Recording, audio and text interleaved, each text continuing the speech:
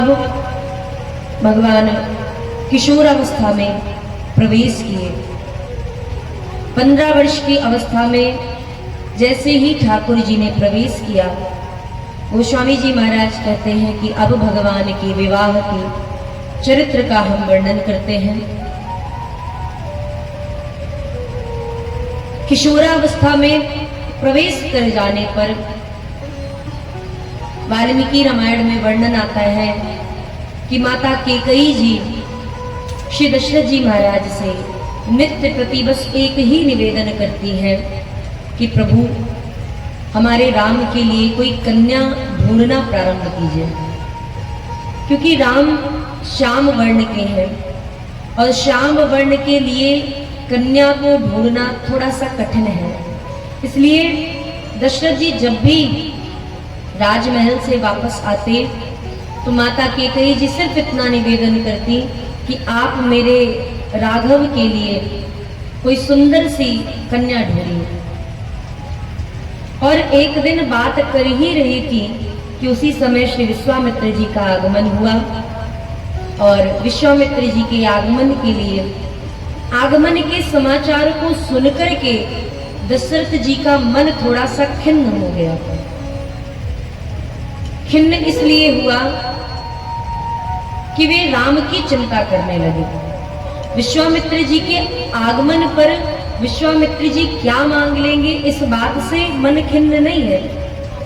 उनका मन इसलिए खिन्न हो गया कि कहीं वो राम से जुड़ी कोई ऐसा वचन ना मांग ले कि मैं रघुवंशी हूँ और अगर मैंने वचन दे दिया तो फिर मुझे उसे पूरा भी करना पड़ेगा।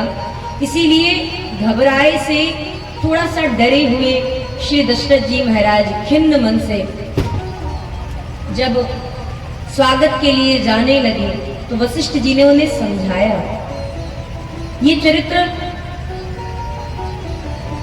वाल्मीकि रामायण में वर्णन किया गया है, परंतु गोस्वामी जी महाराज राम कथा रूपी गंगा को मोड़ रहे हैं, क्योंकि राम कथा गंगा में भी बहुत सारे मोड़ हैं।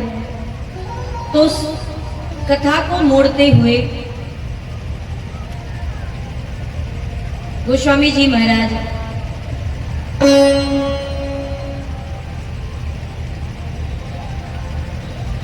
अयोध्या जी से इस कथा को बिहार के बक्सर की ओर लेके जा रहे हैं। बक्सर में वामन भगवान का एक बड़ा ही सुंदर आश्रम है, जहाँ पे वामन भगवान ने बलि जी से वरदान मांगने से पहले, 3 पग भूमि मांगने से पहले तपस्या की थी। वह आश्रम सिद्ध हो चुका था, इसलिए उसका नाम सिद्धाश्रम पड़ गया। विश्वामित्र जी रहने वाले तो हरिद्वार के हैं। इन्होंने जितनी भी तपस्या की सब हरिद्वार में की। क्षत्रिय से ब्राह्मण तक का सफर एक ही शरीर में प्राप्त किया विश्वामित्र जी ने। क्षत्रिय थे, लेकिन एक बार श्री वशिष्ठ जी महाराज के आश्रम पर जब विश्वामित्र जी महाराज पहुंचे तो वशिष्ठ जी के पास नंदिनी गाय थी। इक्ष्वाकु वंश में नंदिनी गाय की अधिकतर सभी राजाओं ने सेवा की है, सभी राजाओं ने सेवा की है। तो नंदिनी गाय को देख विश्वामित्र जी महाराज के आगमन पर, अब तो वशिष्ठ जी तो संत है तो पुरोहित ही, इन्होंने ज्यादा कुछ गृहस्थी तो एकत्रित की नहीं थी, परंतु घर आए हुए अतिथि का स्वागत भी जोर से करना चाहिए, ताकि अतिथि को ये याद रहे कि हम भी किसी के घर गए थे, स्वागत ऐसा होना चाहिए। तो वशिष्ठ जी महाराज ने विश्वामित्र जी का स्वागत बड़े अच्छे से किया। तब विश्वामित्र जी के मन में विचार आया, जब वे राजा थे, उन्हें विचार आया कि मैं राजा होने के बाद भी मेरे पास इतना ऐश्वर्य नहीं है जितना एक वशिष्ठ जी के पास छोटी सी कुटिया होने पर भी इतना ऐश्वर्य है। तो विश्वामित्र जी महाराज के मन में कहीं ना कहीं थोड़ा सा ईर्ष्या जो राजा के अंदर होती है, वो ईर्ष्या की भावना हुई। उन्होंने छिप कर के जाकर के देखा तो पता चला कि वशिष्ठ जी महाराज तो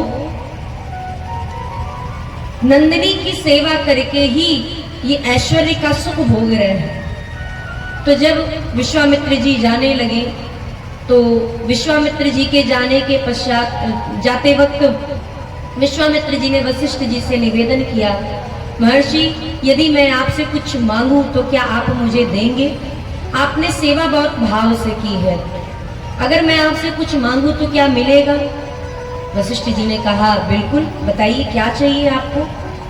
विश्वामित्र जी ने कहा कि मुझे ज्यादा कुछ नहीं, बस आप अपनी एक गाय दे दीजिए, क्योंकि इसकी सेवा करने से आप तो इंद्र के स्वर्ग के ऐश्वर्यों को भी लज्जित करने वाले ऐश्वर्य का भोग भोगते हैं, और आप नहीं भोगते हैं तो कोई किसी की अतिथि के स्वागत में कोई कमी न रहे, इसलिए ऐसी नंदिनी गाय की तो हमें आवश्यकता है, हम राजा हैं, हमें इसकी आवश्यकता है।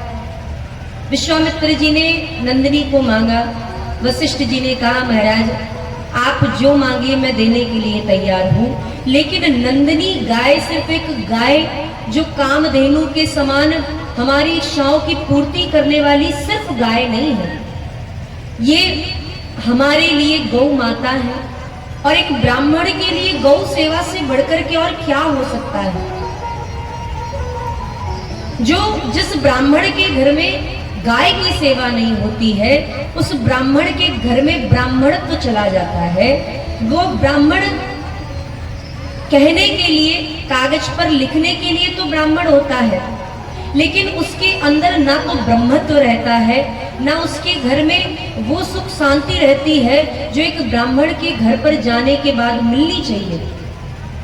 इसलिए गौ सेवा का आप भागवत कथा पढ़िए, चाहे वाल्मीकि रामायण की कथा को पढ़िए, आप पढ़ेंगे तो समझ में आएगा कि इक्ष्वाकु वंश में, सूर्य वंश में जितने भी राजा हुए हैं, ये सूर्य वंश ही इतना ज्यादा प्रसिद्ध क्यों हुआ? इसमें रघु आदि, दशरथ जी आदि ये राजा ही क्यों प्रसिद्ध हुए? क्योंकि इन्होंने गौ माता की सेवा करके अपने नाम और कीर्ति को उजागर किया है। जिन 33 करोड़ देवताओं के लिए आपने इतना बड़ा आयोजन किया है, जिन 33 करोड़ देवताओं को बुलाने के लिए आपने आचार्य जी को बुला करके मंत्रोच्चारण करा करके यज्ञ का आयोजन करके यज्ञ की परिक्रमा की है, महाराज वही 33 करोड़ देवता बिना निमंत्रण दिए, बिना आमंत्रित किए गौ माता के शरीर पर निरंतर निवास करते हैं। गौ माता के गौमूत्र में गंगा का निवास होता है, गौ माता के दूध में सरस्वती का निवास होता है। इसीलिए आज हम दर्शन करने जा रहे थे तो रास्ते में कई भैंस का झुंड जा रहा था, तो जो भैंस के मालिक थे वो उसको भगाने लगे। तो हमने कहा कि उसको मारने का क्या अर्थ है, क्योंकि भैंस तो भैंस है महाराज। अब सारे मुहावरे आप देखेंगे तो भैंस के ऊपर बने हैं, ज्यादा तो नहीं याद हमें, लेकिन काला अक्षर भैंस बराबर, गई भैंस पानी में, भैंस के आगे बीन बजाना, ये सारे मुहावरे भैंस के ऊपर क्यों बने हैं? क्योंकि भैंस तो भैंस महाराज, और इसके दूध को पीने वाला जो बालक है, एक बार एक गृहस्थ एक संत के पास गए और जाकर के निवेदन किया कि महाराज हमारा बालक हमारी बात नहीं सुनता। गुरुजी उसके शरीर को देख करके पहचान गए कि ये क्यों नहीं सुनता है। अब वो महाराज ठीक ठाक शरीर, तो संत ने पूछा कि अपने बालक को कौन सा दूध पिलाते हैं? बोले भैंस का। संत ने कहा कि जो भैंस मोड़ पर जाते हुए, रास्ते पर जाते हुए आपकी हॉर्न की आवाज को सुनकर के बगल नहीं होती है, उस भैंस का दूध पीने वाला बच्चा आपकी बात कहां से सुनेगा? आखिर दूध भी तो उसी से मिल रहा है महाराज। इसलिए उस भैंस की, ठीक है, अगर आपको धन लाभ करना है, दूध बेचना है तो भैंस रखिए, लेकिन सेवा के भाव से गौ को रखिए। गौ का दूध बेचना नहीं चाहिए महाराज। जो लोग देसी गाय को हटा करके जर्सी गाय को ला करके उसका दूध बेचते हैं, बड़ा अपराध लगता है। हमने आपसे उस दिन निवेदन किया था कि जीवन में कोई सत्कर्म कीजिए चाहे ना कीजिए, लेकिन अपने जीवन में एक बार गौदान जरूर कीजिए। देसी गौ, जर्सी और विदेशी नहीं मरद, देसी गाय का दान कीजिए। और ये देसी गाय आप अपने घर पे रख करके सेवा करके देखिए। ज्यादा नहीं हम कह रहे, आप 5 साल उस गाय की सेवा निस्वार्थ भाव से करके देखिए। आपके घर में बिना बुलाए देवता निवास करेंगे, लक्ष्मी निवास करेगी, सुख समृद्धि निवास करेगी, शांति निवास करेगी। और जो लोग गाय को बूढ़ी हो जाने के बाद किसी कसाई के हाथ पर बेच देते हैं, उन ऐसे लोगों का अगर दिन में एक बार भी चेहरा दिख जाए तो महाराज सारे दिन भर के किए हुए अच्छे कर्म नष्ट हो जाते हैं। आपने उस व्यक्ति को जिसने अपनी गाय को कसाई को बेच दिया है, अगर उसका चेहरा देख लेंगे तो आपके सारे अच्छे कर्म नष्ट हो जाएंगे। जो हिंदू, जो सनातनी बकरा और बकरी का पालन करते हैं, बकरा का पालन क्यों होता है? सभी लोग जानते हैं, एक ही उद्देश्य है, बकरे का पालन सिर्फ और सिर्फ बेचने के लिए। बड़े महंगे दाम में बिकता है, सुना है हमने। जो सनातनी, जो हिंदू बकरा बकरी अपने घर पे, महाराज बकरा कितना अशुद्ध होता है। ठीक जीव के मात्र आप उसको स्पर्श कर सकते हैं, आप उसको स्नेह दे सकते हैं, कोई बकरे की जान उसमें है, आप उसको बचा सकते हैं। उस भाव से, जीव के भाव से उसको स्पर्श किया जा सकता है। परंतु अगर आप सोचें कि बकरा या बकरी आपके दरवाजे पर आकर के यदि मलमूत्र त्याग कर दे, तो उस स्थान पर गाय माता को 6 महीने बांधने पर, जब 6 महीने लगातार गौ माता वहां पे गौमूत्र करती है, तब जाकर के वह स्थान पवित्र होता है। आप विचार करो कि बकरा बकरी कितने अपवित्र है। और ऐसे हिंदू जो बकरा का पालन करते हैं, बकरी का पालन करते हैं, और थोड़े से पैसे के लिए, खैर थोड़ा पैसा नहीं मिलता है, लालच में, पैसे के लालच में जो बकरा बकरी का पालन करके बेचते हैं, ऐसे हत्यारों का चेहरा नहीं देखना चाहिए। हमें कोई सोचने की जरूरत नहीं है। अगर ये माइक दूर दूर तक सुनाई पड़ रहा है और जिनके घर में, हम आशा करते हैं कि यहाँ किसी के घर में नहीं होगा, लेकिन अगर किसी के घर में है तो हमें कहने में संकोच नहीं है कि ऐसे हत्यारों का चेहरा कभी भी दिन में तो देखिए ही मत, और सुबह दिख जाए तो महाराज भगवान का कम से कम हजारों बार नाम लीजिए कि भगवान मैंने कौन सा अपराध कर दिया। इतना अपराध लगता है। और एक चीज और ध्यान दीजिएगा, जब आप रास्ते से जाते हैं तो आपको दुकान मिलती है, दुकान पर बैठे हुए उन व्यक्तियों को जो हत्यारे हैं, ऐसे लोगों का चेहरा मत देखा कीजिए, क्योंकि अगर आप उनका चेहरा देखेंगे तो आपको बड़ा पाप लगेगा। जिनकी गाड़ी में भर करके ये छोटे छोटे जीव, मुर्गा और मुर्गी, बकरा बकरी जाते हैं, ऐसे ड्राइवर का चेहरा नहीं देखना चाहिए। इनका चेहरा देखने से पुण्य समाप्त हो जाता है। इसलिए इनका तो पालन करना ही नहीं चाहिए। गौ की सेवा आप सेवा करके देखिए। जिस बालक को बहुत भयंकर वाली नजर लगी है, जिसे टोना कहते हैं, टोना लग जाता है ना, हाय लग जाती है बच्चों को, ऐसे बालकों के लिए भागवत जी में वर्णन है कि मैया यशोदा कन्हैया की बलैया नजर जब उतारती थी तो श्यामा गाय, जो काली गाय होती है एकदम काली, अब एकदम काली ना मिले तो कोई बात नहीं, थोड़ी बहुत तो श्याम हो ही, ऐसे गाय की पूंछ को लेकर के बालकों के शरीर से 7 बार उतार दीजिए। गाय की पूंछ को पकड़ करके 7 बार गाय की पूंछ से बालक के सिर पर उतार दीजिए, सारी नजर उतर जाएगी। साल भर की भी नजर होगी तो भी उतर जाएगी महाराज। कोई रोग होगा वो भी समाप्त हो जाएगा। और गौ माता के शरीर पर कम से कम दिन भर में 5 मिनट हाथ जरूर फेरा कीजिए। गौ माता के शरीर पे हाथ फेरने से उस दिन के किए हुए सारे जो गलती से किए गए पाप हैं वे नष्ट हो जाते हैं। आपको किसी तीर्थ में जाकर के पाप को नष्ट करने की जरूरत नहीं, गौ माता का स्पर्श करने से ही पाप नष्ट हो जाएंगे।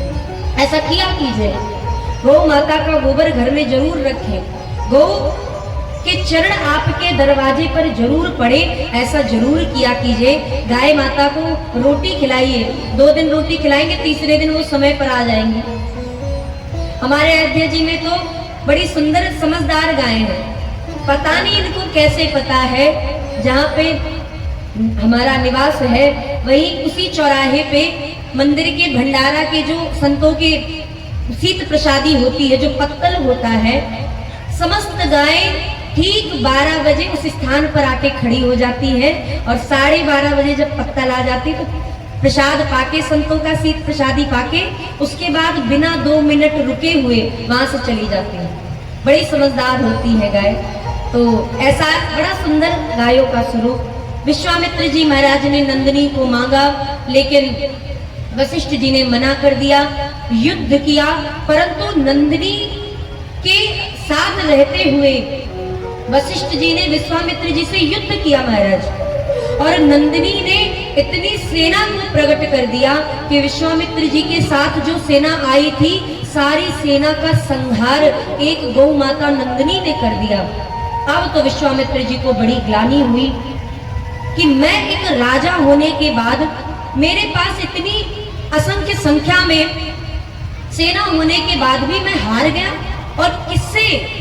जो एक माला को लेकर के, तुलसी के 108 दाने की माला को लेकर के जो दिन रात भजन करते हैं, जिन्हें तलवार पकड़ना नहीं आता है, जिन्हें भाला पकड़ना नहीं आता है, जिन्हें राजनीति सिखानी तो आती है लेकिन राजनीति करनी नहीं आती है, ऐसे संत से मैं हार गया। उसी समय विश्वामित्र जी ने विचार कर लिया कि मैं इस क्षत्रियत्व का त्याग करके ब्रह्मर्षि बन जाऊंगा। और श्री विश्वामित्र जी महाराज ने क्षत्रियत्व का त्याग किया और ब्रह्मर्षि बन गया। भगवान का भजन किया, हरिद्वार में रहकर के भजन किया, तपस्या की, क्षत्रिय से ब्राह्मण बने बिना शरीर का त्याग किए हुए। ब्रह्मा जी ने जब ब्रह्मर्षि का पद प्रदान कर दिया, जब ब्रह्मा जी ने, क्योंकि विश्वामित्र जी जब तपस्या करते थे तो कई बार विश्वामित्र जी ने सोचा कि ज्यादा पुण्य एकत्रित कर लेंगे, अब की बार 20,000 वर्षों तक तपस्या करेंगे तो भगवान ज्यादा प्रसन्न होंगे। तो ज्यादा प्रसन्न हो जाएंगे तो थोड़ा अच्छा वरदान मांग लेंगे कि मुझे क्षत्रियत्व से ब्राह्मण बना दो और ब्राह्मण से सीधा ब्रह्मर्षि बना दो। तो महाराज मेनका अप्सरा आकर के उनका सारा जो तपस्या थी उनकी सारी भंग करके चली गई। तो ब्रह्म श्री विश्वामित्र जी ने सोचा कि ज्यादा के लालच में पड़ेंगे तो सारी तपस्या भंग हो जाएगी, इसलिए 10,000 वर्षों तक तपस्या करके जितनी बार ब्रह्मा जी आते एक नया पद दे करके चले जाते। और जब वे ब्रह्मर्षि का पद प्राप्त कर लिए तब जाकर के विश्वामित्र जी ने जगत के कल्याण के लिए यज्ञ प्रारंभ किया। उसी यज्ञ की पूर्णाहुति के लिए विश्वामित्र जी महाराज यज्ञ कर रहे थे। समापन का समय आया, जैसे कल यहाँ पे पूर्णाहुति है वैसे ही विश्वामित्र जी भी पूर्णाहुति करने जा रहे थे, परंतु आकाश से उसी समय महाराज रक्त और हड्डियों की वर्षा होने लगी। पूरा का पूरा यज्ञ अशुद्ध हो गया, भ्रष्ट हो गया। विश्वामित्र जी ने संकल्प से उन राक्षसों को भगा तो दिया, लेकिन जैसे ही समय आता वे राक्षस पुनः आ जाते। तब फिर विश्वामित्र जी महाराज को चिंता हुई, और जैसे ही चिंता हुई उस चिंता के होने पर विश्वामित्र जी ने भगवान का चिंतन किया। बड़ा छोटा शब्द है, लेकिन चिंता में से एक बिंदी को हटा दीजिए तो क्या हो जाएगा? चिता। और चिंता चिता समान है, चिंता चिता के समान कही जाती है। इसलिए जब चिंता हो तो कहते हैं महाराज, चिंता करे सो मिले बीमारी, चिंता करे सो मिले बीमारी, और चिंतन करे सो मिले अवध बिहारी। इसलिए चिंता का त्याग कीजिए, चिंतन कीजिए। विश्वामित्र जी महाराज ने ध्यान लगा के देखा तो पता चला कि भगवान का तो अवतार हो ही चुका है। तुरंत विश्वामित्र जी महाराज वहां से उठ करके अयोध्या जी के लिए चले। अयोध्या जी में पहुंच करके सबसे पहले अयोध्या जी में सरयू जी को प्रणाम किया। हमने अयोध्या जी में भी बहुत लोगों को देखा है, लोग आते हैं, हनुमान पहले अयोध्या जी में आएंगे और ना तो तीर्थ को प्रणाम करेंगे, अयोध्या धाम की धरती को ना तो प्रणाम करेंगे, सीधा ट्रेन और बस से उतरे, सीधा हनुमानगढ़ी चले गए महाराज। ऐसा नहीं करना चाहिए। किसी भी तीर्थ में जाइए तो तीर्थ की सबसे पहले नदी को प्रणाम कीजिए। नदी प्रणाम करने के बाद वहां के जो राजा हैं उन्हें प्रणाम कीजिए। अयोध्या जी के राजा राम नहीं, अयोध्या जी के राजा हनुमान जी महाराज हैं। इसलिए राम जन्मभूमि जाने से पहले सरयू जी जाइए और सरयू जी जाने के बाद हनुमानगढ़ी में लड्डू चढ़ाइए। बिना लड्डू चढ़ाए मत आइएगा महाराज। जो लोग हमने संतों से सुना है कि जब ज्यादा अयोध्या जी में हनुमानगढ़ी पे भीड़ हो जाती है तो लोग क्या करते हैं कि अपने डिब्बे से लड्डू को निकालते हैं और एक लड्डू उठा के फेंक के मारते हैं भगवान की तरफ। अब वो पुजारी जी की आंख में लगे, नाक में लगे, सर पे लगे, शरीर में लगे, उससे मतलब नहीं है। क्या पता सीधा डायरेक्ट हनुमान जी के मुख में ही चला जाए वो लड्डू, लेकिन वो उठा के डाल देते हैं। कुछ लोग तो ऐसा करते हैं। कई लोगों से हमने पूछा कि आप ऐसा क्यों डाल दिए, एकदम से एक लड्डू उठा के फेंक दिए? तो कहते हैं कि पुजारी जी को डिब्बा दे दो तो पुजारी जी 4-5 लड्डू निकाल लेते हैं। अब बताओ महाराज, अब वो जानबूझ के थोड़ी ना निकाल रहे, इतनी भीड़ में उन्होंने ढक्कन खोला, तुरंत डाल दिया महाराज। तो एक लड्डू निकाल के डाल देते हैं, ऐसा नहीं करना चाहिए। लड्डू जरूर, और ऐसे लोगों का लड्डू तो चोरी नहीं होता है, लेकिन रास्ते में कहीं भी जा रहे हो तो ऐसे लोगों का फिर जो सामान होगा वो वहाँ के जो हनुमान जी की सेना है वो जरूर छीन लेती है। और किसी किसी का ही छीनती महाराज। हमारे अयोध्या जी के बंदर बहुत सीधे हैं, वृंदावन की तरह हमारे बंदर नहीं है महाराज। अयोध्या जी के बहुत सीधे बंदर हैं, लेकिन उन्हीं लोगों का प्रसाद और सामान छीनते हैं जो लोग कंजूसी कर जाते हैं। सोचते हैं कि 100 रुपए का चढ़ाना चाहिए, लेकिन फिर मंदिर पे पहुंचते पहुंचते 50 रुपए का लड्डू चढ़ा देते हैं महाराज। ऐसा नहीं करना। और हनुमानगढ़ी में तो जाके लड्डू जरूर चढ़ाना है, निश्चित रूप से। उसके बाद जन्मभूमि में दर्शन कीजिए। विश्वामित्र जी आए, बहुविधि करत मनोरथ, जात लाग नहीं बार, करी मज्जन सरयू जल, गए भूप दरबार। कहीं नहीं गए, लेकिन सरयू जी में जरूर प्रणाम किया। और सरयू जी में प्रणाम करने के बाद विश्वामित्र जी दशरथ जी के राजमहल में आए। दशरथ जी महाराज ने बड़ी प्रसन्नता के साथ विश्वामित्र जी का स्वागत किया, चरणोदक लिया, विश्राम भोजन कराया, विश्राम कराया। और जब विश्वामित्र जी जगे, उनको अपने आसन पे ला करके बैठा के निवेदन किया कि कई कारण आगमन तुम्हारा, कहाँ सो करत न लावो बारा।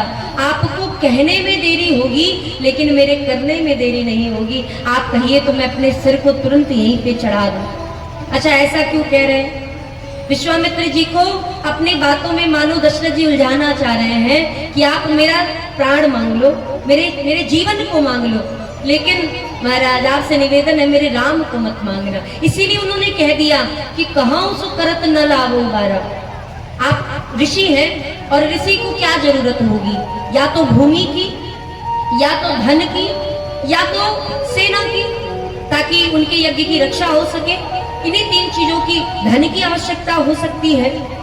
आप जो कहेंगे मैं करने के लिए तैयार हूँ। और विश्वामित्र जी महाराज ने उसी समय निवेदन किया कि असुर समूह सतावहि मोहि, मैं जाचन आयो नृप तोहि।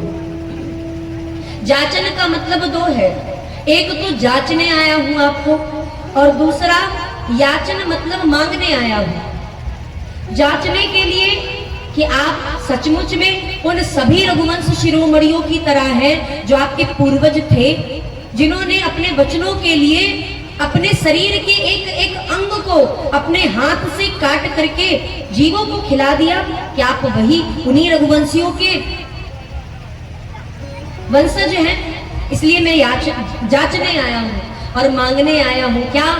अनुज समेत देहु रघुनाथा, अपने अनुज के साथ मुझे रघुनाथ को प्रदान कीजिए। विश्वामित्र जी जब आसन पे बैठे तो भगवान को, चारों भाइयों को दशरथ जी ने पास में बुलाया और प्रणाम करवाया।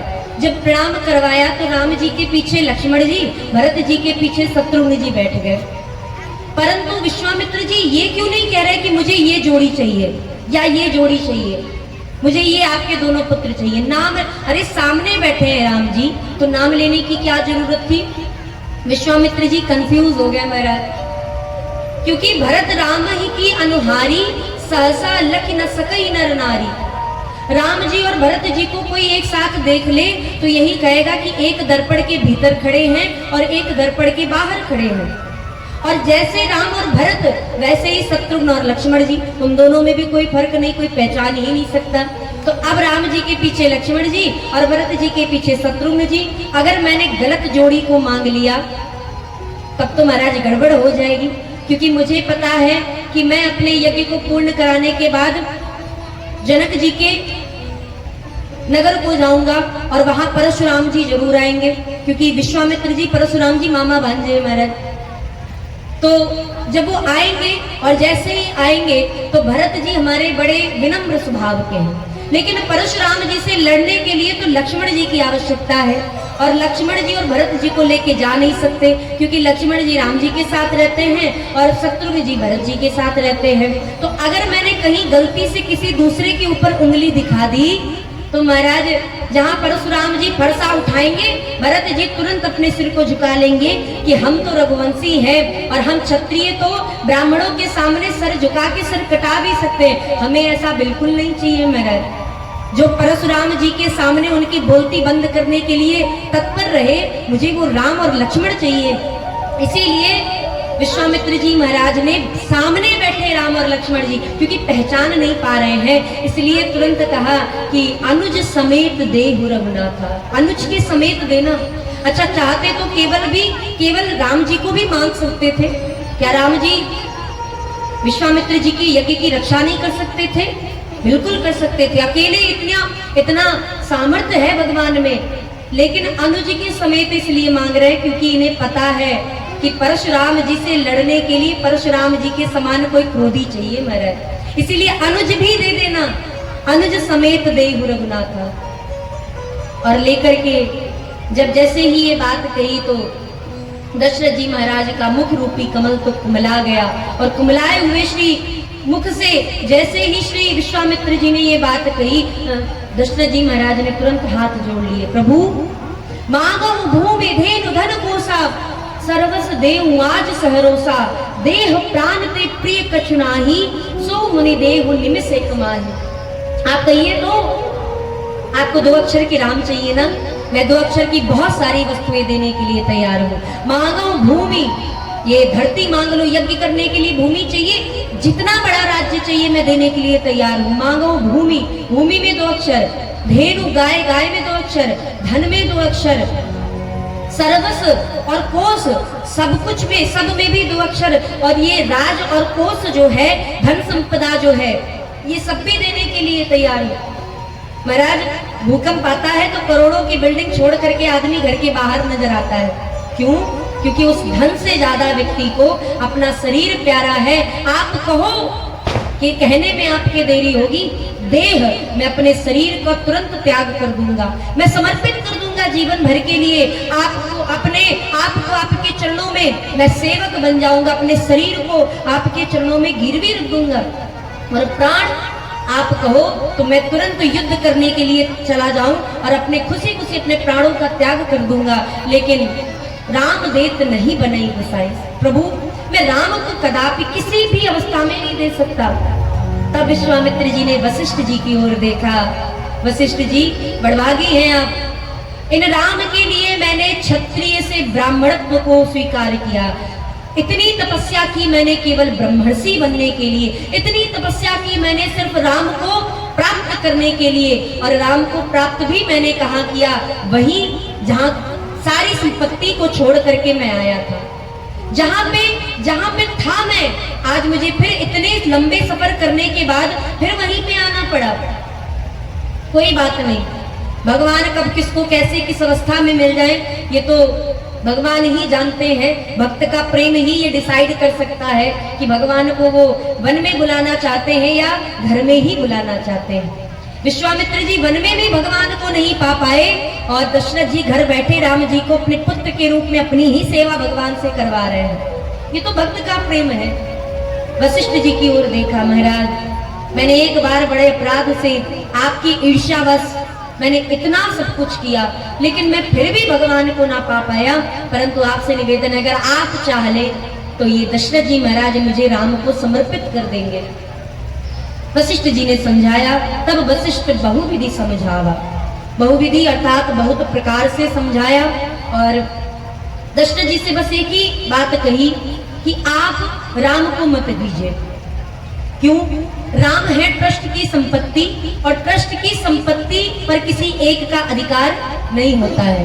मुनि धन जन सर्वस्व से वो प्राणा, राम जी ट्रस्ट की संपत्ति है तो ट्रस्टी कौन कौन है? तो कहते हैं मुनि जन धन सर्वस्व से वो प्राणा, मुनियों के प्राण है, भक्तों के जीवन है और शंकर भगवान के तो प्राणों से ज्यादा प्रिय है। अर्थात मुनि ट्रस्टी है, भक्त ट्रस्टी है और शंकर भगवान ट्रस्टी है और इन समस्त ट्रस्टियों की जो संपत्ति है वो हमारे राम जी हैं।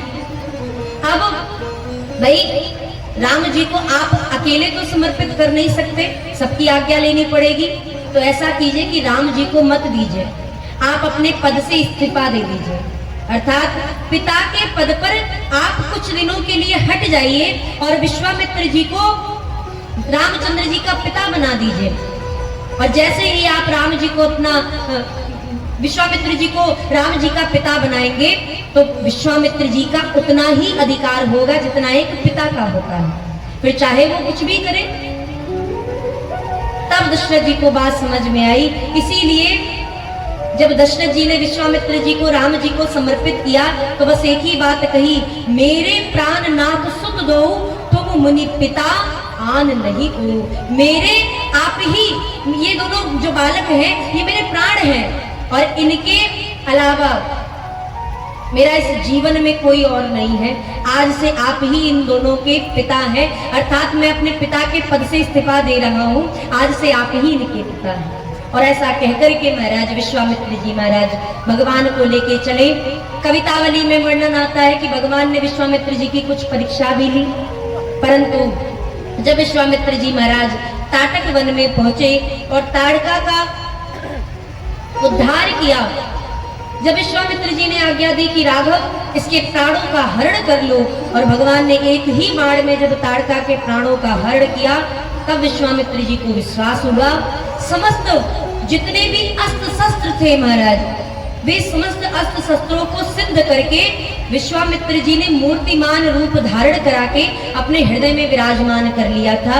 आज रामचंद्र जी को सारे आयुध समर्पित करके बला और अति बला नामक विद्या, महाविद्या दे करके, जिससे राम जी को ना नींद लगे और ना ही भूख और प्यास लगे, ऐसी विद्या दे करके रामचंद्र जी को अपने साथ आश्रम पर लेके गए।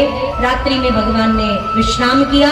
दूसरे दिन वो विद्या को प्राप्त किए श्री राम और लक्ष्मण जी बिना निद्रा का सेवन किए, बिना भोजन और अन्न पानी का सेवन किए 6 रात्रि 6 दिनों तक निरंतर एक स्थान पर खड़े होकर के विश्वामित्र जी के यज्ञ की रक्षा की। 7वें दिन लक्ष्मण जी को सतर्क करने के लिए लक्ष्मण सावधान रहना इतना ही कह रहे थे कि उसी समय सुबाहु मारीच अपनी सेना के साथ यज्ञ को विध्वंस करने के लिए आकाश से रक्त और हड्डियों की पीप की वर्षा करने लगा।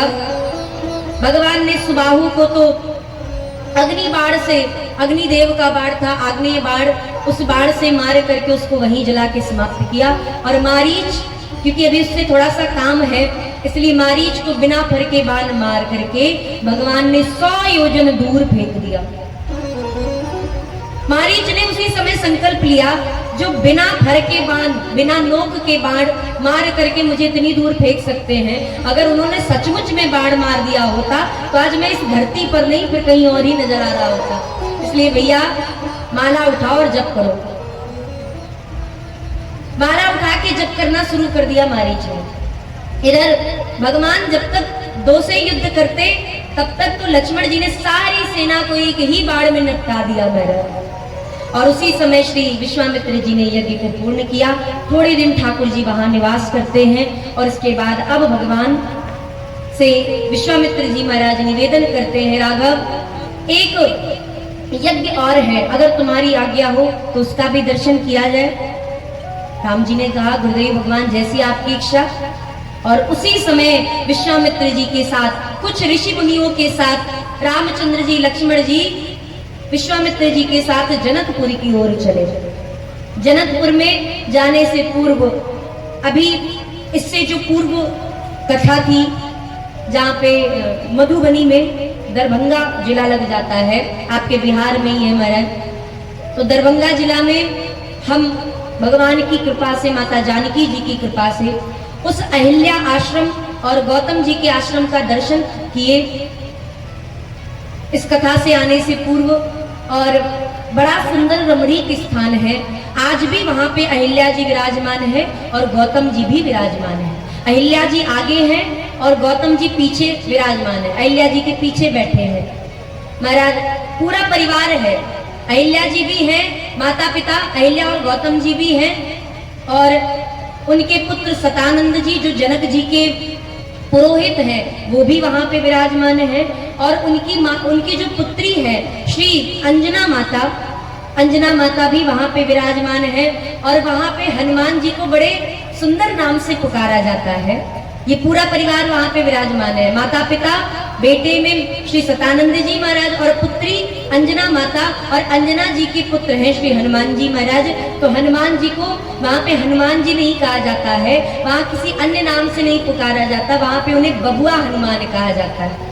यहाँ पे बालकों को बबुआ कहते हैं ना महाराज बिहार में, तो हनुमान जी को वहाँ बबुआ कहा जाता है। और आज भी वहाँ हनुमान जी माता अंजना की गोद में छोटे से बालक के रूप में विराजमान है। तो उस परम सुंदर दिव्य स्थान का दर्शन करने का सौभाग्य प्राप्त हुआ हमें। बड़ा रमणीक स्थान। रामचंद्र जी विश्वामित्र जी के साथ जा रहे थे। विश्वामित्र जी की दृष्टि नहीं गई, लेकिन रामचंद्र जी की दृष्टि चली गई और गुरु जी से तुरंत निवेदन किया, हे गुरुदेव भगवान, ये आश्रम किसका है? बड़ा सुंदर, बड़ा रमणीक है, परंतु यहाँ ना तो कोई खगमृग है, ना कोई जीव जंतु है। अरे इतने सुंदर स्थान पर तो मनुष्य रहते हैं, परंतु यहाँ तो जीव जंतु भी नजर नहीं आ रहे। विश्वामित्र जी ने कहा, राघव, अरे जिस आश्रम पर किसी भी जीव जंतु की नजर नहीं पड़ती, उस आश्रम पर तुम्हारी नजर कैसे पड़ गई, तुम्हारी दृष्टि कैसे पड़ गई? राम जी ने कहा, वही तो गुरुदेव भगवान, मेरा स्वभाव है कि इस संसार में जिसे कोई नहीं देखता, जिसे कोई नहीं पूछता, उसके ऊपर ही मेरी दृष्टि पड़ती है। जिसे कोई देखना नहीं चाहता, वही तो मेरे देखने योग्य बन जाता है। इसलिए मैंने आपको देखा, इस आश्रम को देखा। अब आप बताइए ये सुंदर सी शिला कैसी है? तब विश्वामित्र जी ने पूरी कथा गौतम जी के श्राप से लेकर के पूरी कथा को श्रवण कराया। ये चरित्र वाल्मीकि रामायण में वर्णन है, रामचरितमानस में गोस्वामी जी ने इस चरित्र का वर्णन नहीं किया है। क्यों? क्योंकि इसके दो कारण है। एक तो ये चरित्र थोड़ा सा अमर्यादित है और रामचरितमानस मर्यादा पुरुषोत्तम की कथा है। एक तो ये चरित्र अमर्यादित है और दूसरा रजोगुण से पूर्ण है, इसमें रजोगुण है। इसीलिए गोस्वामी जी महाराज इस चरित्र का वर्णन ही नहीं कर रहे। गौतम नारी श्राप बस, पूरी कथा एक ही दोहे में कह दी।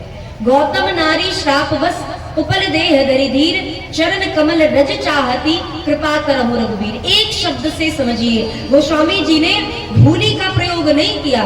भगवान ने, गोस्वामी जी ने चरणों की धूलि के अलावा भी बहुत सारे पर्याय हैं, किसी भी पर्याय शब्द का उपयोग नहीं किया, रज शब्द का उपयोग किया। क्योंकि अहिल्या जी का पतन भी रज से हुआ है, रजोगुण से हुआ है, तो उद्धार भी उनका रजोगुण से ही होगा, भगवान के चरणों की रज से ही होगा। इसीलिए विश्वामित्र जी महाराज रज शब्द का प्रयोग कर रहे हैं। गौतम नारी श्राप बस, ये गौतम जी की पत्नी है। इस संसार में आदि गंगा, जिसे गोमती नदी कहा जाता है, गोमती नदी का एक नाम गौतमी है, क्योंकि गौतम जी इसको लेके आए हैं। इस धराधाम पर गंगा जी के आने से पहले भी अगर कोई नदी थी तो वो है गोमती नदी, जिसे गौतम जी लेकर के आए थे, इसीलिए इसका नाम गौतमी है। परंतु एक नाम धेनुमती है, जिसके कारण गोमती भी कहा जाता है।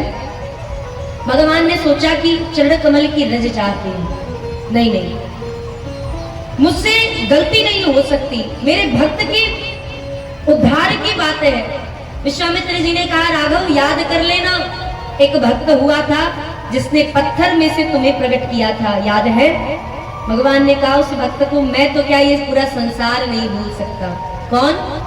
श्री प्रहलाद जी महाराज, जिन्होंने पत्थर में से भगवान को प्रकट किया। अब मेरी बारी है, मेरा समय है, आज मुझे भी एक पत्थर में से अपने भक्त को प्रकट करना है। मैं पीछे नहीं रह सकता, मुझसे कोई गलती कोई चूक नहीं हो सकती। वाल्मीकि रामायण में तो लिखा है कि भगवान ने अपने चरणों को उठाया, वायुदेव ने सहारा दिया और भगवान के चरणों की धूली अहिल्या जी के मस्तक पर गिर गई। परंतु गोस्वामी जी कहते हैं हमारे राम जी इतने भी कठोर नहीं है, हमारे राम जी बहुत सरल है।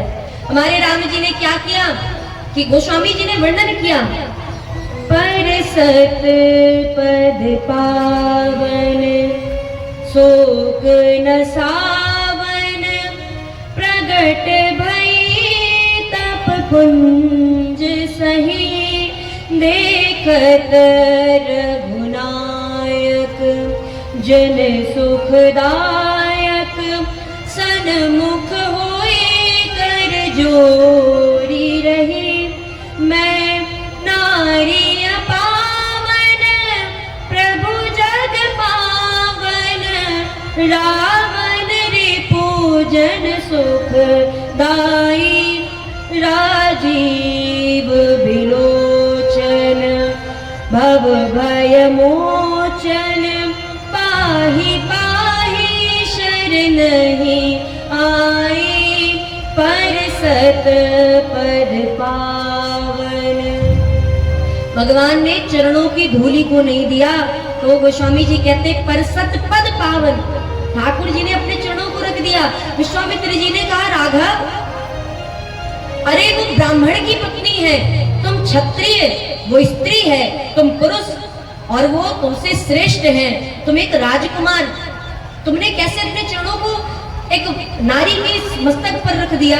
राम जी ने कहा प्रभु मुझे दोष लगे तो लगे, मुझे पाप लगे तो लगे, लेकिन मेरे भक्त का उद्धार हो जाना चाहिए, इसीलिए भगवान ने अपने चरणों को ही रख दिया।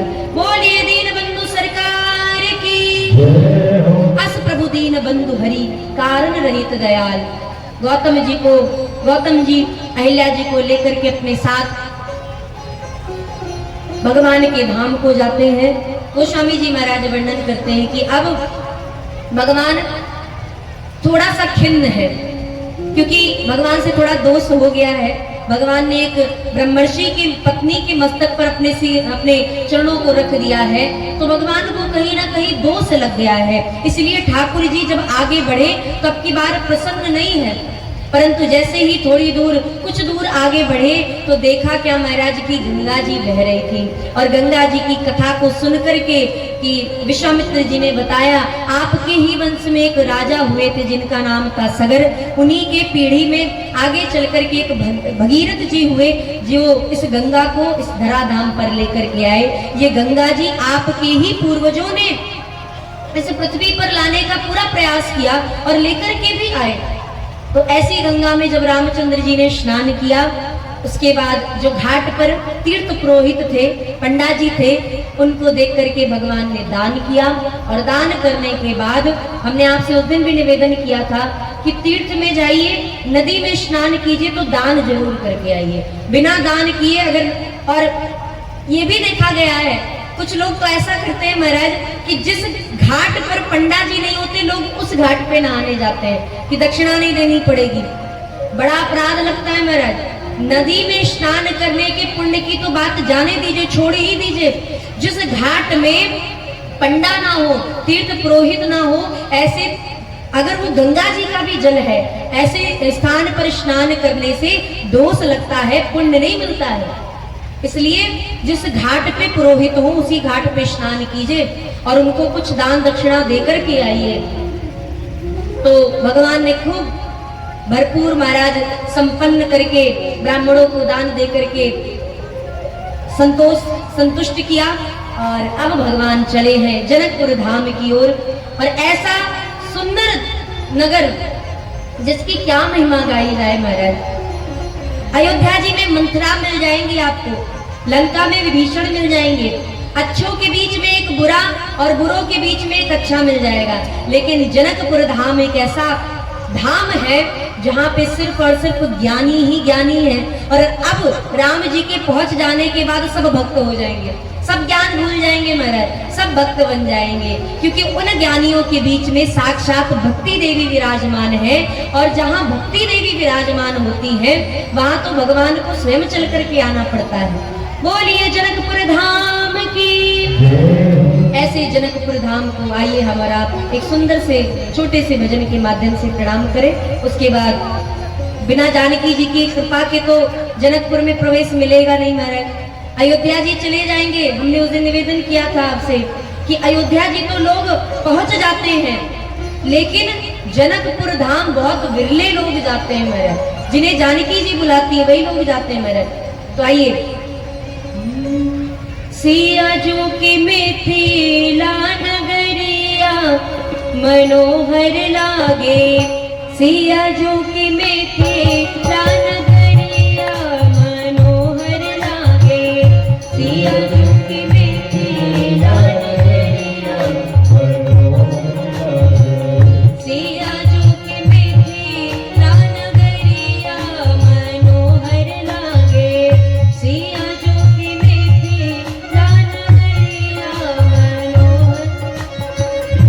ए हो मनोहर लागे, हाँ जी मनोहर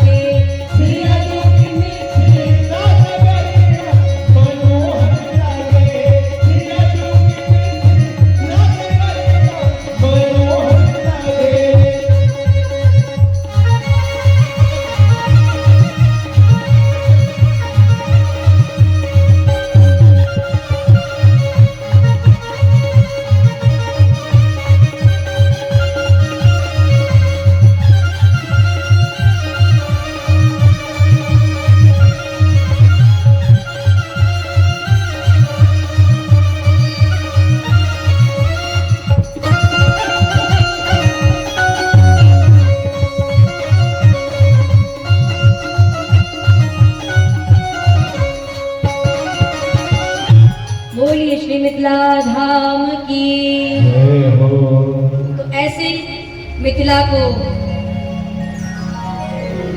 भगवान मंद मंद मुस्कुरा करके मानो अपने आगमन की सूचना देने लगे। लक्ष्मण जी ने कहा, भैया नगर तो बड़ा सुंदर है, जो नगर बाहर से देखने में इतना सुंदर है उसकी सुंदरता भीतर से कितनी दिव्य होगी। राम जी ने कहा, हाँ हमें समझ में आ रहा है कि आपको नगर का दर्शन करना है। लक्ष्मण जी ने कहा, हाँ प्रभु। भगवान आए विश्वामित्र जी के साथ, जनक जी महाराज को समाचार मिला, स्वागत करने के लिए अवराई पर पहुंचे। उतने ही समय विश्वामित्र जी ने राम लक्ष्मण जी को पुष्प वाटिका देखने के लिए भेज दिया था। जब सभी राजागण के साथ सभी मंत्रिमंडल और ब्राह्मण समाज आकर के बैठ गए, उसी समय राम जी का आगमन हुआ। ऐसा लगा मानो दो सूर्य एक साथ उस सभा में प्रवेश कर रहे हैं।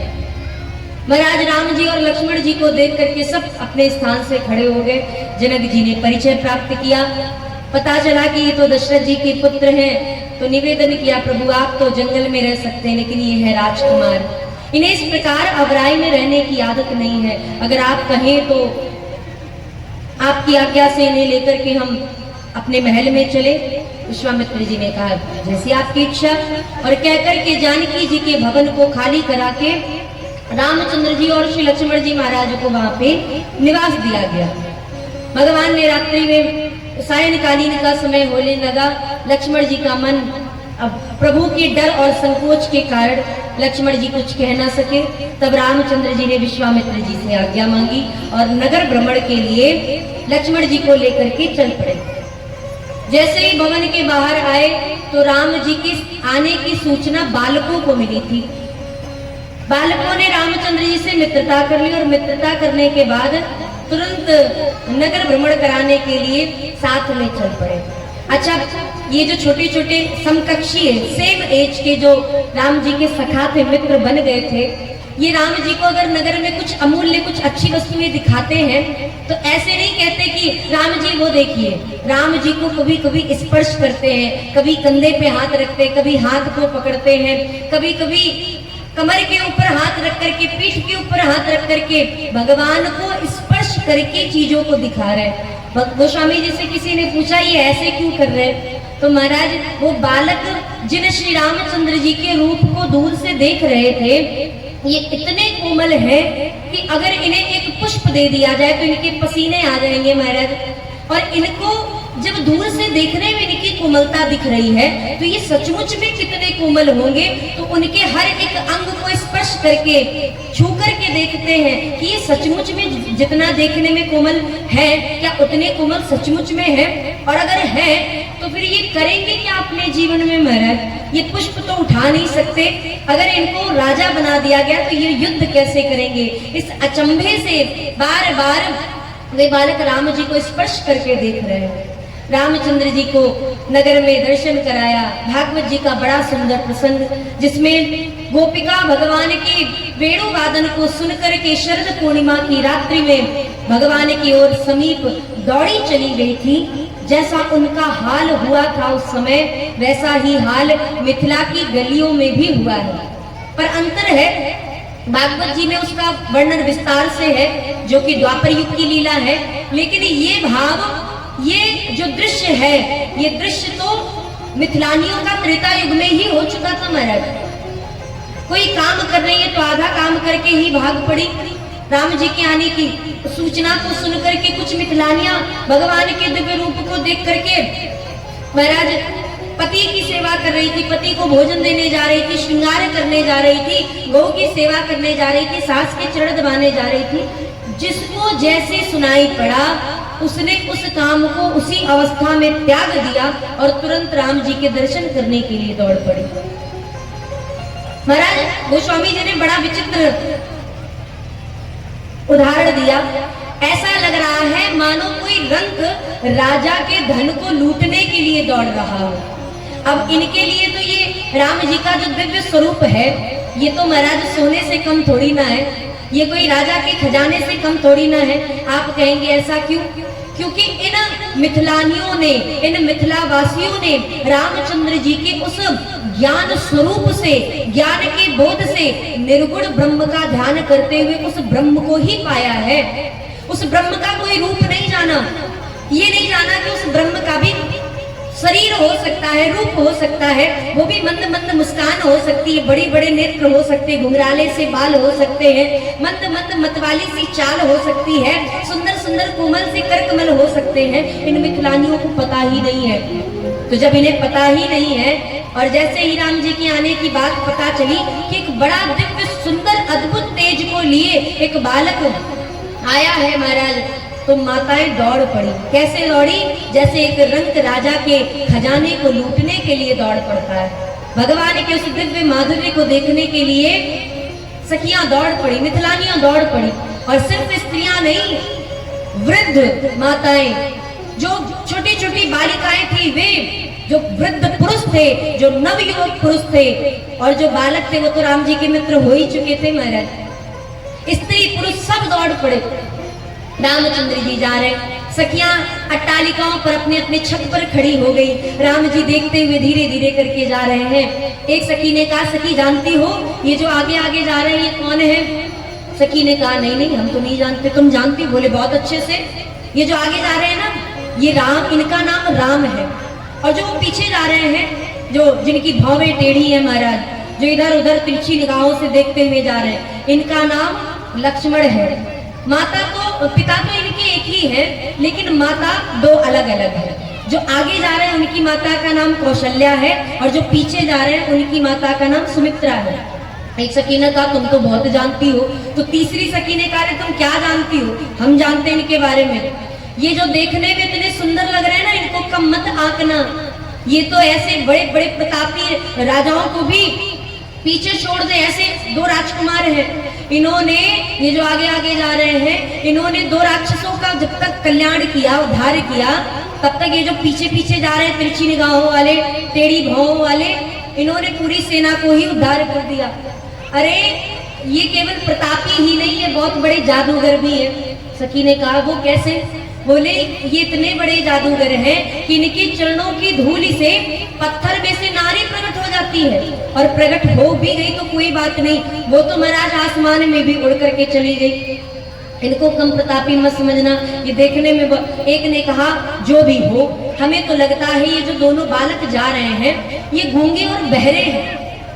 अब बताइए महाराज, मिथिलानियों ने उस ब्रह्म को गूंगा और बहरा बता दिया, जो बिना कान के सुनता है, जो बिना नेत्रों के देखता है, जो बिना पद के अपने भक्तों के हृदय में विराजमान हो जाता है, जो अजन्मा निर्गुण निराकार ब्रह्म है, उस ब्रह्म को ये लोग गूंगा और बहरा बता रही है। मेरा सखी ने कहा, तुम्हें कैसे पता कि ये गूंगे और बहरे हैं?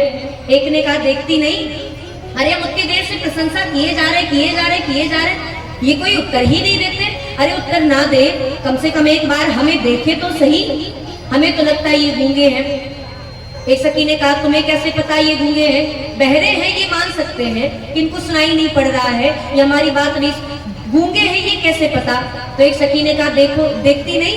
ये आपस में भी कोई बात नहीं कर रहे, चुपचाप है महाराज, इशारों इशारों से बात कर रहे हैं। सखियों ने कहा, जो भी हो, सुंदर तो बहुत है, लेकिन हम इनकी वाणी को अवश्य सुनना चाहेंगे, इनके प्रताप को अवश्य देखना चाहेंगे, इनके रूप माधुरी का सामने से अवश्य दर्शन करना चाहेंगे। और ऐसा कहकर के सखियों ने उसी समय जो पुष्प लगे हुए थे छत पर, उन पुष्पों को उतार करके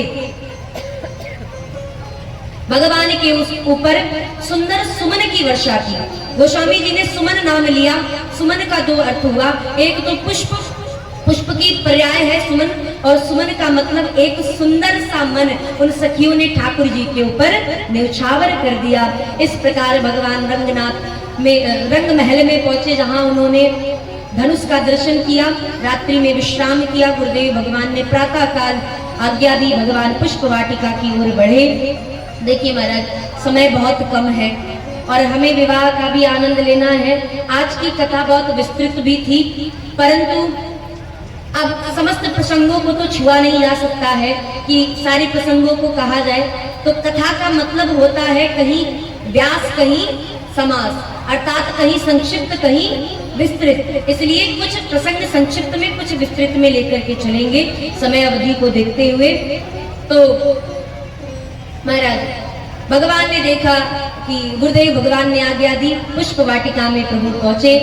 पुष्पों को देखा, ब्रह्म मुहूर्त का समय है, ठाकुर जी खिले खिले पुष्पों को उतारने लगे। जो कलियां थी, भगवान को कली नहीं चढ़ती है महाराज। अब लोगों को पुष्प नहीं मिलते तो कली ही तोड़ करके ले आते चढ़ा देते हैं, लेकिन कली नहीं चढ़ानी चाहिए। तो भगवान ने खिले खिले पुष्प तो उतार लिए, लेकिन जो कलियां थी उन कलियों को भगवान ने नहीं उतारा। अब वे कलियां मानो उदास हो गई, क्योंकि ब्रह्म मुहूर्त के समय में आसमान से आप देखेंगे कि पुष्प वाटिका में पुष्पों के ऊपर ओस की बूंदें रहती हैं। तो उन ओस की बूंद को देख करके लक्ष्मण जी को लगा कि ये कलियां मानो रो रही हैं और रो करके कह रही हैं कि हे लक्ष्मण जी, अगर आज हम भी परिपक्व होते तो हम भी रामचंद्र जी के कर कमल में विराजमान होते, लेकिन हम पूर्ण नहीं हो पाए, इसलिए भगवान ने हमें स्वीकार नहीं किया। हाय हाय हमारा दुर्भाग्य। लक्ष्मण जी ने कहा चिंता क्यों करते हो, हम है ना। और लक्ष्मण जी ने उसी समय समस्त कलियों को उतार करके गुच्छ बीच बीच सोहत नीके, मोर पंख सिर सोहत नीके, गुच्छ बीच बीच कुसुम कली के। भगवान ने उसी समय लक्ष्मण जी महाराज ने उन कलियों का एक गुच्छा बनाया, माला नहीं बनाया, गुच्छा बनाया। और गुच्छा बनाने के बाद, क्योंकि रामचंद्र जी ने टोपी पहन रखी है, आप देखते होंगे नेपाल में, वो अब तो नेपाल का हिस्सा है, परंतु नेपाल में जब जनकपुर आप जाते हैं तो वहां पे टोपी पहनी जाती है ना महाराज, टोपी धारण करते हैं। तो जो टोपी आज नेपाल में पहनी जाती है, यही टोपी राम जी के समय में भी पहनी जाती थी। तो रामचंद्र जी मुकुट पहन के आए नहीं थे। जब कल बाजार में घूम रहे थे तो एक जो बनिक थे, उन्होंने भगवान को सुंदर सी पीले रंग की टोपी दी थी, जिसमें लाल रंग के धागे से गुलाब की कढ़ाई थी। भगवान ने वो टोपी पहन रखी है, तो उस टोपी के ऊपर गुच्छों का, वो कलियों का जो गुच्छा था, लक्ष्मण जी ने उसको टेढ़े से करके सजा दिया। पहनाया नहीं, अर्पित नहीं किया, समर्पित नहीं किया, बस भगवान को सजा दिया। अब सुंदर सा श्रृंगार हो गया। इधर भगवान पुष्पों का चयन कर ही रहे थे कि उधर माता जानकी जी अपने समस्त सखियों के साथ माता पार्वती जी के पूजन के लिए उसी पुष्प वाटिका में प्रवेश करती है। बोलिए श्री जनक नंदिनी जानकी जो की। श्री जनक नंदिनी माता श्री सीता जी जैसे उस पुष्प वाटिका में प्रवेश की, एक सखी ने जानकी जी का पूरा संग छोड़ दिया। ये चली गई पुष्प वाटिका का दर्शन करने। मुझे विश्वास है कि वो दोनों बालक यहाँ पे भी आए होंगे। और जैसे ही उस सखी ने उस राम और लक्ष्मण जी को देखा, गिरते पड़ते दौड़ते हुए जानकी जी के पास आई और आकर के निवेदन करने लगी, जानकी जी आप जानती हैं जिन बालकों की चर्चा कल नगर में हो रही थी, वही दोनों बालक हमारी पुष्प वाटिका में आए। जानकी जी ने कहा अच्छा तो बता उनका स्वरूप कैसा है। सखी ने कहा क्या बात करती हो जानकी जी आप भी, अरे इन आंखों ने देखा है तो ये बोल नहीं सकती तो बताएंगे कैसे, और जो बोलने के योग्य है उन्होंने देखा ही नहीं। इसलिए हम तो कहते हैं कि आप चल करके स्वयं दर्शन करो।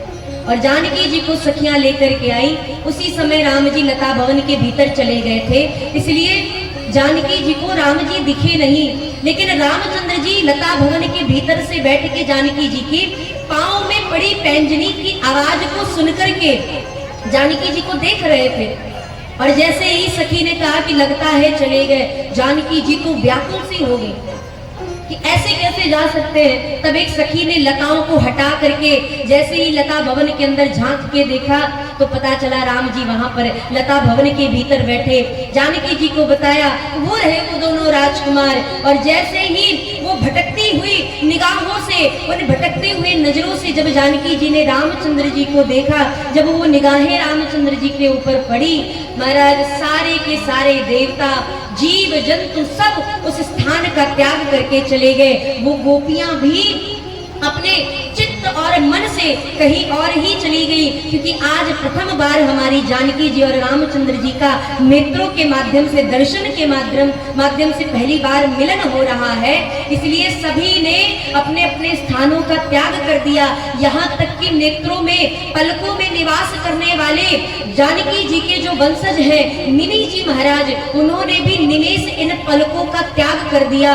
निमि जी महाराज हम आपकी सबकी नेत्रों में निवास करते हैं और उन निमि जी महाराज ने उस स्थान को त्याग कर दिया। ना तो वो जानकी जी के नेत्र में रहे और ना वो राम जी के नेत्र में रहे। इसलिए राम जी और जानकी जी अपलक नयनों से एक दूसरे को निहारने लगे। बोलिए श्याम रामचंद्र की। प्रथम मिलन हुआ, बड़ा सुंदर अद्भुत मिलन है। संतों ने इस प्रसंग को रामचरितमानस का श्रृंगार बताया है। ये श्रृंगार है महाराज। और कुछ देर बीत जाने के बाद जब सखियों ने जानकी जी को देखा कि जानकी जी ने तो अपने नेत्र ही बंद कर लिए, सखियों ने कहा जानकी जी पार्वती जी का ध्यान बाद में लगाना, अभी तो आप राम जी का दर्शन कर लो। और राम जी उसी समय लता भवन से बाहर आए और जो ही पास से उतने निकट से राम जी को देखा, जानकी जी की और व्याकुलता बढ़ गई। अब व्याकुलता क्यों बढ़ी? पास से देखने पर नहीं, राम जी पास आ गए तो राम जी के मस्तक पर पसीने की बूंद दिख गई, इसलिए व्याकुलता बढ़ गई।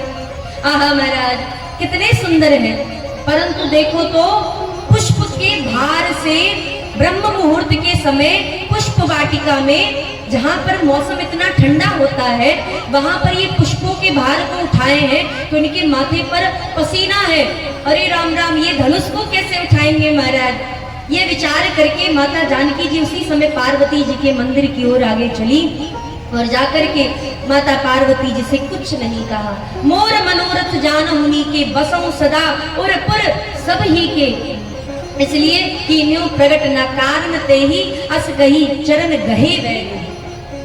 माता जानकी जी चरणों में गिर पड़ी और जैसे ही चरणों में गई, माता पार्वती जी के गले से एक दिव्य अद्भुत माला उतर करके जानकी जी के गले में पड़ी और मूर्ति बोलने लगी। मनुजा हिराचे उमेर ही सोबर सहज सुंदर सावरो करुणा निधान सुजान सील स्नेह जान तरावरो।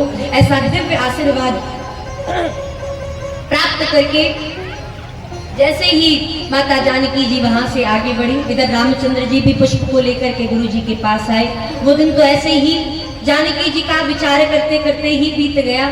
दूसरे दिन सतानंद जी आए और जनक जी महाराज की आज्ञा से विश्वामित्र जी और राम लक्ष्मण को रथ पर बैठा करके वहीं से लेकर के जनक जी के उस महल में जहाँ रंगभूमि में वो धनुष रखा था, उस धनुष यज्ञशाला में लेकर के राम जी को पहुंचे। जनकपुर वासी फिर से दौड़ पड़े। जनक जी ने देखा कि सब राम जी को देखने के लिए आ रहे हैं, तो उस पूरी जो गोलाकार सभा थी, उस सभा के बीचों बीच श्री रामचंद्र जी को एक विशाल मंच बनवा करके बैठा दिया। अब जाके रही भावना जैसी, जिसकी जैसी भावना थी, सबने अपने अपनी भावना के अनुसार भगवान को देखा। पर एक विचित्र बात कि एक व्यक्ति एक समय पर एक ही तरफ बैठेगा। अगर आप हमारी तरफ बैठे हैं तो आपको पीछे वाले लोग आपका चेहरा नहीं देख सकते, लेकिन रामचंद्र जी बैठे तो ऐसा लगा सबको कि राम जी हमको ही देख रहे हैं, हमारी ही ओर बैठे हैं। इसीलिए जिसकी जैसी भावना थी, सबने अपनी अपनी भावना के अनुसार राम जी को देखा। उसके बाद महाराज हमारी श्री जनक जी महाराज, हमारे श्री जनक जी महाराज के जो बंदी जन थे, उन्होंने आकर के जनक जी के प्रण को सुनाया। जानकी जी का आगमन होता है उस सभा में। रामचंद्र जी को गुरु जी के साथ देख करके प्रसन्नता पूर्वक अपने स्थान पे माता जानकी जी बैठ गई और जैसे ही इशारा मिला, राजागण दौड़ पड़े महाराज।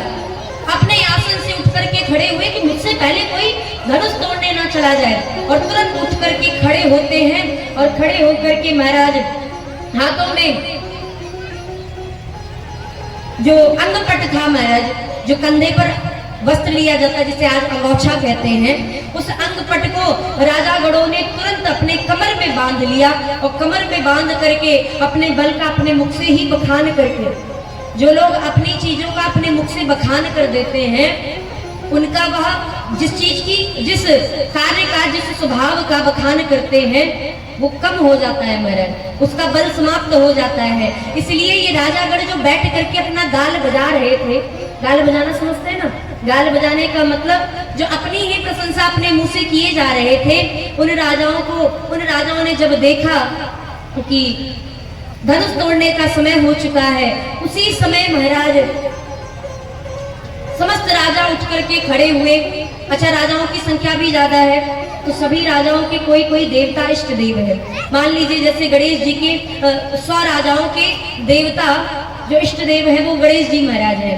तो उन 100 राजा में से एक राजा उठ के खड़ा होता है और कहता है, हे गणेश भगवान, आपसे निवेदन है, इस धनुष को मैं ही तोड़ूं और कोई ना तोड़े, मैं 1 मन लड्डू चढ़ाऊंगा। अब गणेश जी प्रसन्न हुए, वाह महाराज 1 मन लड्डू चढ़ेंगे। तो गणेश जी ने कहा ठीक है तुम जाओ। अब गणेश जी बता रहे हैं सभी देवताओं को, देखो देखो वो जो राजा धनुष तोड़ने जा रहा है ना, वो मेरा भक्त है। अब महाराज जैसे ही वो राजा आगे बढ़ा तो जो 99 राजागण बैठे थे, उन 99 राजागणों ने प्रार्थना की, हे गणेश जी महाराज, आप इससे धनुष मत टूटने देना, हम आपको 1.5 मन लड्डू चढ़ाएंगे। अब गणेश जी गणित गुणा लगा रहे हैं महाराज, 99 अगर 1.5 मन लड्डू चढ़ाएंगे तो कितना लड्डू हो जाएगा। इसका मतलब कि हमें उन 99 की बात माननी है, एक की नहीं। अब ये एक जो राजा उठ के जाता है, धनुष को ना तोड़ पाए, फिर आकर के बैठ जाए, 100 की संख्या पूरी, उन्हीं 100 में से एक राजा फिर उठ करके जाता और जैसे ही उठ करके खड़ा होता, बाकी के फिर 99 प्रार्थना करने लग जाते। और ऐसा करते करते करते करते कोई भी राजा धनुष को नहीं तोड़ पाए। और जब उस धनुष को नहीं तोड़ पाए महाराज, तब हार मान करके मुख लटका करके बैठ गए। जनक जी को लगा कि अब क्या कहा जाए, तब तक राजाओं ने गोष्ठी कर ली। ऐसा करते हैं कि सारे के सारे राजा मिलकर के एक साथ इस धनुष को तोड़ते हैं। किसी ने पूछा कि मान लो सभी ने मिलकर के इस धनुष को तोड़ दिया तो क्या धनुष टूट जाएगा और जानकी जी का विवाह होगा तो किसके साथ होगा? राजाओं ने कहा, अरे तुम भी ऐसी बात करते हो महाराज, सारे लोग धनुष को तोड़ेंगे, जनक जी का प्रण पूरा हो जाएगा, उसके बाद सारे राजा मिलकर के आपस में युद्ध करेंगे, उनमें से जो बलवान होगा वही तो जिंदा रहेगा, वही तो बचेगा, और जो बच जाएगा उसी के साथ जानकी जी का विवाह हो जाएगा। अब ये आपस में ही महाराज कभी भी कोई कार्य करे तो उस कार्य को करने से पहले बड़ों की सलाह ले। अब ये राजा आपस में ही सारी सलाह कर लिए महाराज, सारी चीजें सब कुछ सुलह हो गया कि कैसे क्या होना है। अब जैसे ही राजाओं ने देखा कि ये धनुष नहीं टूट रहा है तो समस्त राजा एक साथ उठ करके खड़े हुए। अब आप कहेंगे कि धनुष तो 3 से 3.5 हाथ का होता है। अब ये धनुष जो 3.5 हाथ का, 3 हाथ का, 3.5 हाथ का है, इस धनुष को समस्त राजाओं ने मिलकर के तोड़ा कैसे? 10,000 राजा हैं, भूप सहस 10 एक ही 12, लगे उठावन टरई नटारा। 10,000 राजा अर्थात 20,000 हाथ। अब 20,000 हाथ उस धनुष पर लगे कैसे? तो महाराज शिव पुराण में कथा आती है कि जब एक कल्प की बात है, जब श्री रामचंद्र जी लंका को पार करने के लिए समुद्र के किनारे बैठे, तो उस समुद्र को पार करने के लिए, लंका पे जाने के लिए जब उस समुद्र के किनारे बैठ करके रामेश्वरम भगवान की स्थापना की, तो रामेश्वरम भगवान प्रकट हुए, शंकर भगवान प्रकट हुए। भगवान ने शंकर भगवान से निवेदन किया कि प्रभु आपसे निवेदन है कि हमें समुद्र से पार जाने का मार्ग बताएं।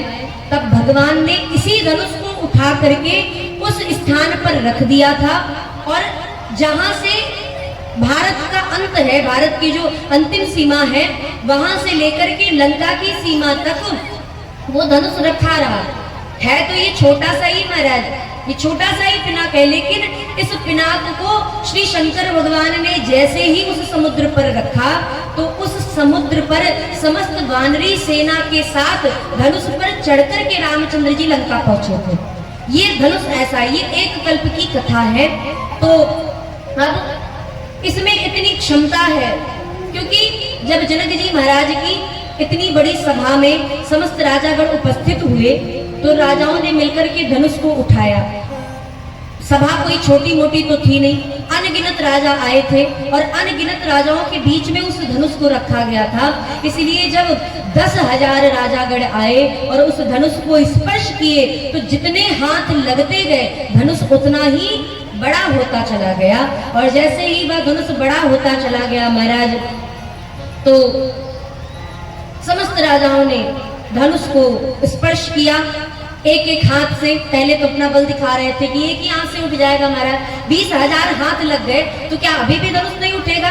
अब एक एक हाथ से सब उठा रहे, 10,000 हाथ लगे लेकिन फिर भी ना उठा। तब सभी राजाओं ने मिलकर के दोनों हाथ लगाए और जब 20,000 हाथों को लगाने के बाद भी धनुष तिल भर भूमि न सके चढ़ाई, जब टस से मस ना हुआ महाराज, उसी समय सभी राजागण मुख को लटका करके, मुंह लटका करके अपने अपने स्थान पर बैठ गए। जो महाराज कंधे हाथी के पुष्ट के समान बड़े ही बलवान से दिख रहे थे, जो राजागण अपने कंधे के अंगपट को उतार के अपने कमर में बांध करके धनुष को तोड़ने के लिए गए थे, आज वही झुके हुए मुखमंडल से और झुके हुए इन कंधों से, इन कंधों को झुका करके, अपने मुख को झुका करके आके बैठ गए।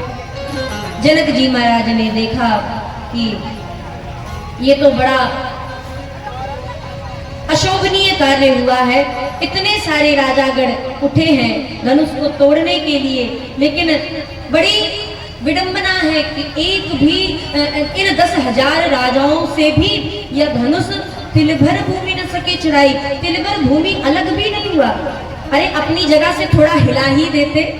20,000 राजागण, 10,000 राजागण मिले, 20,000 हाथ लगे तो क्या धनुष को हिलाया भी नहीं जा सकता था? परंतु महाराज जब यह धनुष ना हिला तब जनक जी महाराज बोले बचन रोष जनु साने। रोष जनु साने, देखिए यहाँ पे दो लोगों ने क्रोध किया है। किसने किसने? एक जनक जी ने और एक लक्ष्मण जी ने। और बड़ा सुंदर समझने योग्य बात है कि अगर आपके जीवन में क्रोध है तो वो क्रोध कैसा होना चाहिए? या तो जनक जी के जैसा क्रोध होना चाहिए या फिर लक्ष्मण जी के समान क्रोध होना चाहिए। ध्यान पूर्वक सुनिएगा। लक्ष्मण जी की तरह क्रोध कीजिए या तो जनक जी की तरह क्रोध कीजिए अगर क्रोध से बचना चाहते हैं। जनक जी का क्रोध कैसा है? बोले बचन रोष जनु साने। जनक जी महाराज ऐसे बोल रहे हैं मानो क्रोधित है नहीं, लेकिन दिखा रहे हैं कि हम क्रोधित हैं। या तो ऐसा क्रोध रखिए तो ये क्रोध तो हो नहीं पाएगा, क्योंकि जब व्यक्ति क्रोधित हो जाता है तो महाराज हृदय से क्रोधित होता है। अगर ऐसा क्रोध है आपके जीवन में तब लक्ष्मण जी की तरह क्रोध को रखिए। कैसा क्रोध? तो कहते हैं महाराज ऐसा क्रोध जैसे लक्ष्मण जी महाराज जब भी क्रोध करते हैं, जब भी किसी से वार्ता करते हैं। ये बालक किसका है महाराज? इस बालक को गोद में ले लीजिए। बोलिए भक्तवत्सल भगवान की। तो लक्ष्मण जी महाराज जब भी क्रोध करते हैं तो कैसे क्रोध करते हैं? कहते हैं महाराज लक्ष्मण जी का क्रोध जब भी आता है तो लक्ष्मण जी तुरंत भगवान के चरणों में जाके प्रणाम करते हैं और कहते हैं हे प्रभु आज्ञा देना। आपने कभी किसी व्यक्ति को देखा कि क्रोध आए तो कहे मैं तुमसे बाद में निपटता हूँ, पहले भगवान को प्रणाम करके आता हूँ? ऐसा तो कोई नहीं दिखा होगा। और अगर ऐसा क्रोध अपने जीवन में आ जाए तो बड़ी सुंदर बात होगी, क्योंकि भगवान को क्रोध करने के बाद, भगवान को प्रणाम करने के बाद यदि आप कुछ कहेंगे तो आपके मुख से कभी भी गलत वचन उच्चारित नहीं होंगे। तब महाराज गोस्वामी जी महाराज कहते हैं कि विश्वामित्र जी श्री जनक जी महाराज निवेदन करने लगे। दीप दीप के भूपति नाना आए सुनी हम जो पन ठाना, देव धनुज धरि मनुज शरीरा, विपुल वीर आए रणधीरा, लेकिन काहो या लाभ न भावा, काहु न शंकर चाप चढ़ावा, राव चढ़ाव तोरब भाई, तिलबल भूमि न सके चढ़ाई। जनक जी महाराज क्रोध से सने हुए वचन मानो बोल रहे हैं। जनक जी कहते हैं कि बड़े राजा बड़े बलवान होकर के अपने बलों का बखान करके बैठे थे। अरे सिर्फ मनुष्य ही नहीं, दैत्य भी मनुष्य रूप धारण करके आए थे, धनुष को तोड़ने का प्रयास किए थे, परंतु किसी ने भी इस धनुष को कोई हिला तक ना पाया। इसलिए आप सभी से निवेदन है कि तजहु आस निज निज गृह जाऊ, लिखा न विधि वैदेही विवाहु, और वीर विहीन मही मैं जानी।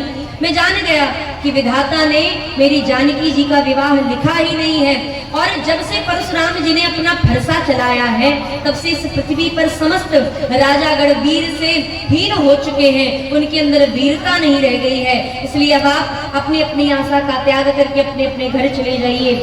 जो ही श्री लक्ष्मण जी महाराज ने इस वचन को सुना, वीर विहीन मही में गानी, लक्ष्मण जी महाराज उसी समय पहले तो शांत रहे, कुछ देर तक अपने क्रोध को कंट्रोल करते रहे कि ना बोलना पड़े, लेकिन जब ये शब्द सुने तब श्री लक्ष्मण जी महाराज ने भगवान को प्रणाम किया और ठाकुर जी को प्रणाम करते ही हाथ जोड़ करके प्रणाम करके श्री जनक जी महाराज को संबोधित करने लगे।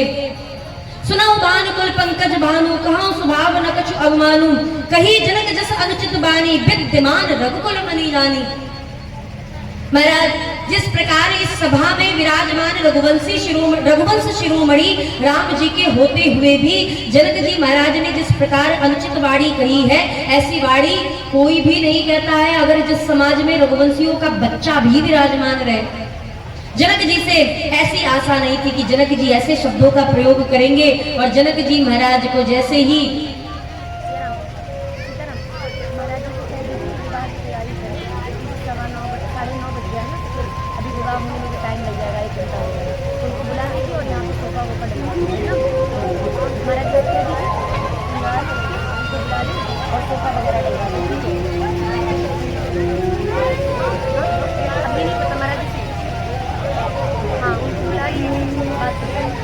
बोलिए भक्तवत्सल भगवान की।